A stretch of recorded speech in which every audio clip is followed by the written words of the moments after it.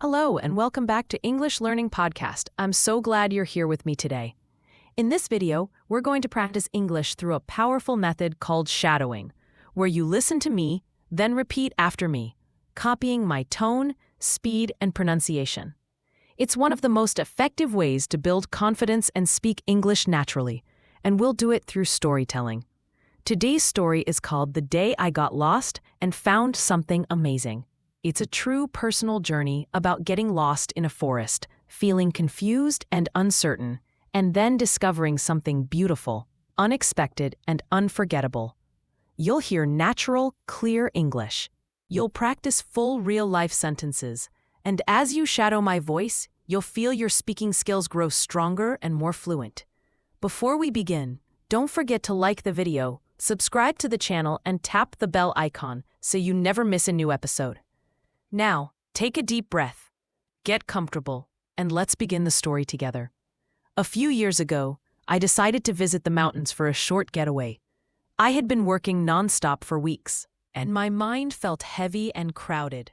The city was loud, fast, and always pulling me in different directions. I needed space. I needed silence. So I packed my bag and left the noise behind. My destination was a quiet mountain town, surrounded by forests with narrow trails and fresh air. There were no cars honking, no long emails, just nature. Before the trip, I felt tired but hopeful. Tired from the routine, but excited for something peaceful. As the car climbed higher into the hills, I felt my stress slowly drift away. It was the beginning of something quiet, something just for me. That morning was beautiful. The sun was rising slowly over the hills. Golden light touched the tops of the trees. The air was fresh and cool on my skin. I could hear birds singing softly in the distance. Everything felt peaceful, quiet, calm, and gentle. I stood outside the cabin and stretched my arms. I took a long, deep breath. The world felt still, like it was waiting for something to begin. I went inside and packed my small backpack. I took a full bottle of water. I added a simple sandwich I made the night before. I packed my small notebook and a pen. I also brought a light jacket just in case it got cold. The last thing I packed was a hand-drawn map of the hiking trail. I looked at the map again. My goal was to walk through the forest and reach a quiet lake. The lake was hidden deep in the hills. I had heard it was peaceful, quiet, and not many people went there.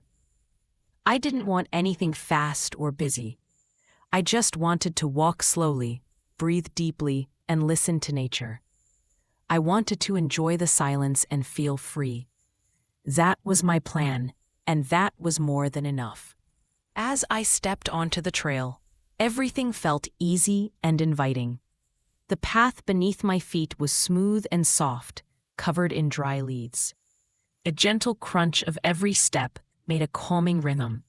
It was like the forest was welcoming me in. The air was cool but not cold, fresh, like it had just rained the night before. Tall trees stood on either side, reaching toward the sky like quiet guardians. Sunlight filtered through the branches, painting golden patterns on the ground. I could hear birds singing from every direction. Some chirped gently, while others called in short melodies. I smiled without even realizing it. The forest was alive but peaceful. I saw small butterflies floating near wild flowers. Every now and then, a squirrel would dart across the trail and disappear into the bushes. I walked slowly.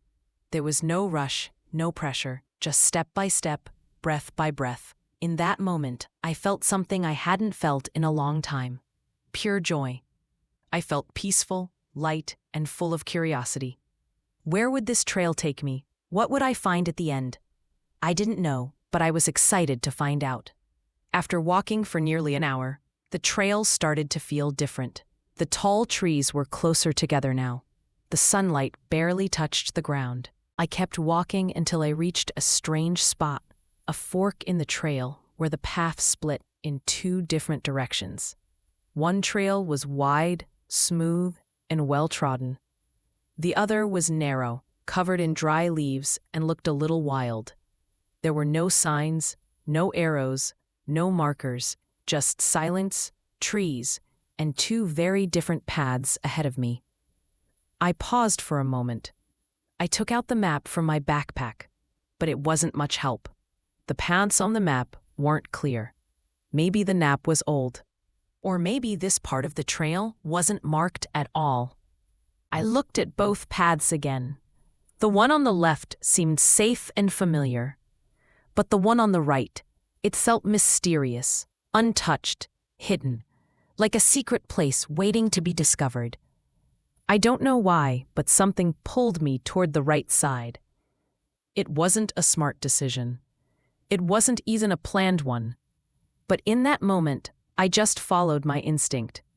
As I stepped onto the narrow path, I felt a mix of emotions. Excitement, curiosity, and a little bit of nervousness.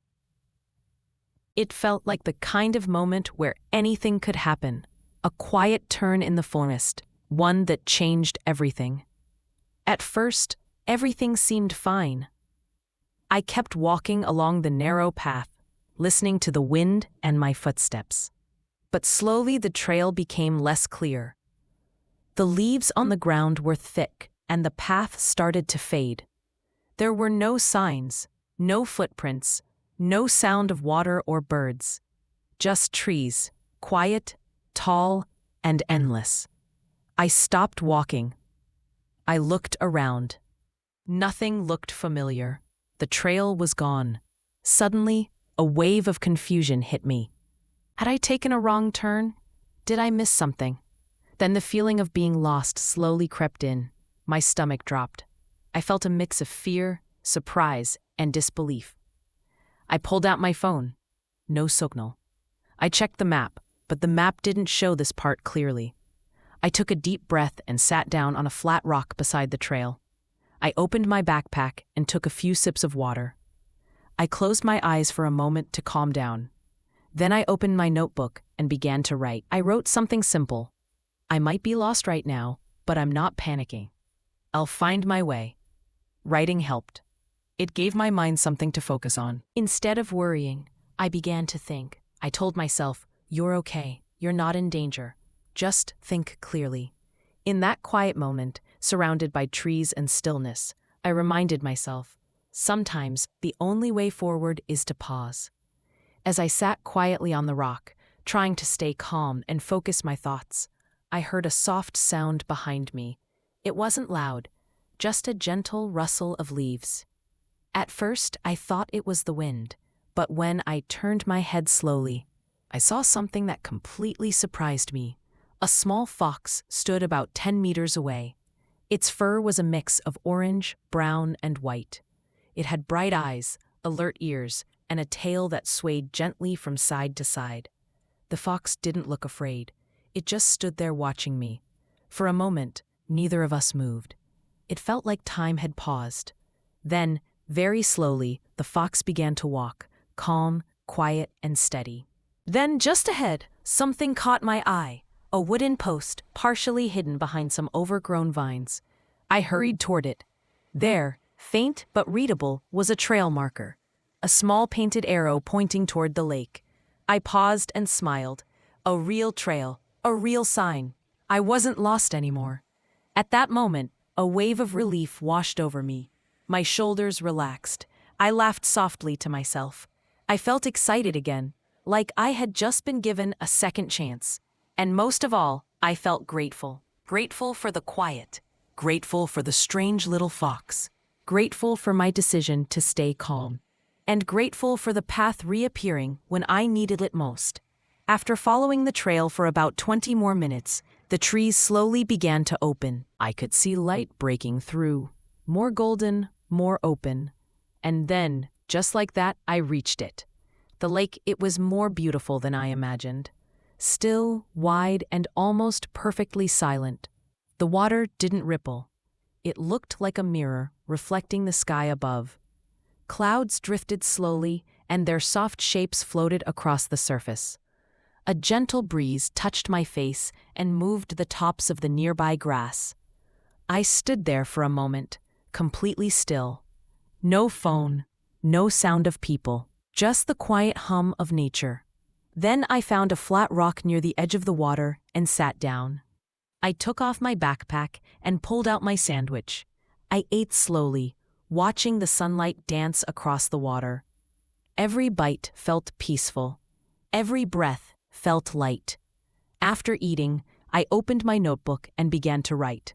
I wrote about the trees, the silence, the fox, how I got lost, and what I found. I wrote without thinking too much, just feelings and gratitude. Grateful to be there. Grateful for getting lost. Because that peaceful lake, this whole experience, was something I never would have found if the path had gone perfectly. As I walked back from the lake that evening, something inside me felt different. I didn't just complete a hike. I had experienced something meaningful. I had gotten lost. But in that moment, I realized I also found something. I found patience. I found calmness in the middle of confusion. And I found a deeper trust in myself that even when the path disappears, I can still move forward step by step. Before this, I used to believe that getting lost was always bad, something to be avoided. But now I see it differently. Sometimes getting lost is a gentle push towards something new. It forces us to slow down, listen closely, and notice the things we'd usually ignore, like a breeze through the trees or the quiet curiosity of a small fox. It reminded me that life doesn't always follow a perfect plan, and that's okay. Sometimes the most meaningful paths are the ones we don't expect to walk. So here's my message for you. If you ever feel lost, whether in the forest or in life, don't panic. Pause. Breathe. Trust the moment. You're stronger than you think. And often, what feels like a setback is just a different route to something beautiful. Keep exploring. Keep trusting yourself. And most importantly, don't be afraid to wander. You did it. You listened to a full, real story. You shadowed each sentence. You practiced your speaking and built your confidence. Now, it's your turn.